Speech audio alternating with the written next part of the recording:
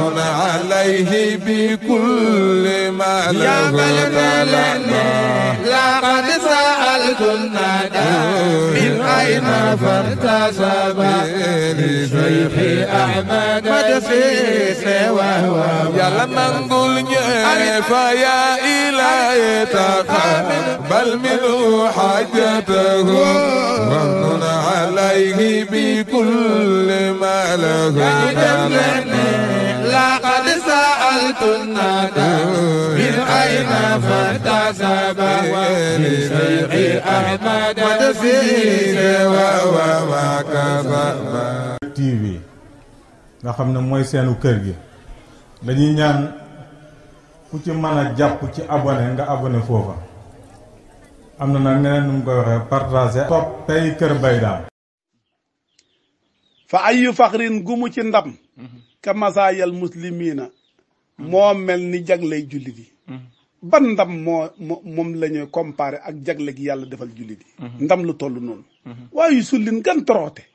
moom la ñuy comparé ka rasaayal musrikiina ni ki musibaaw musrikiina yi xadaahum yal na gindi leen arrahmaanu borom bi lil mata bi jëm ci tuub li koy yenaaloo ngir nañu am xayra kulli baabin xiwu bépp bunt fa man tasayyaa ku yiréexoona si yaqaw min yiréew aw nit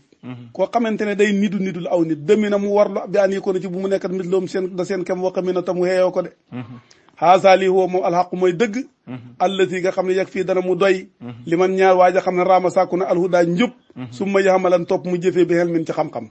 sarrafanaa yal na teral ñu allaahu yàlla bi nus li qudsihi ci wàccuwaayu sellam ya dégg nga noonu de te mooy tiraangam yu sell ya li naxtas yi ngir nañu xejjee xam xalqi walis ay mbindeefam bi un si ci wéttalam wa qasanaa yal na jagale ñu maarifatal asaar yi xam xaddis yi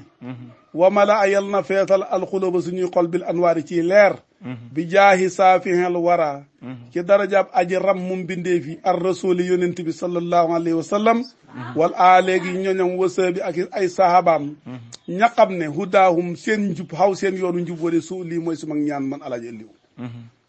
alhamdulillahi rabbil alamin wa sallallahu ala sayyidina wa alihi wa sallam kon loolu mooy darsu bu jàkk tabarakallah ومن عليه بكل ما له لقد سألت الندى من أين فارتسب لشيخ أحمد مدسيس وهو يلا منقول فيا إلهي تقبل منه حاجته ومن عليه بكل ما له لقد سألت الندى من أين فارتسب لشيخ أحمد مدسيس وهو TV nga xam ne mooy seenu kër gi dañuy ñaan ku ci mën a jàpp ci abonné nga abonné foofa am na nag neneen nu mu koy waxee partager topp tey Kër Mbaye Dame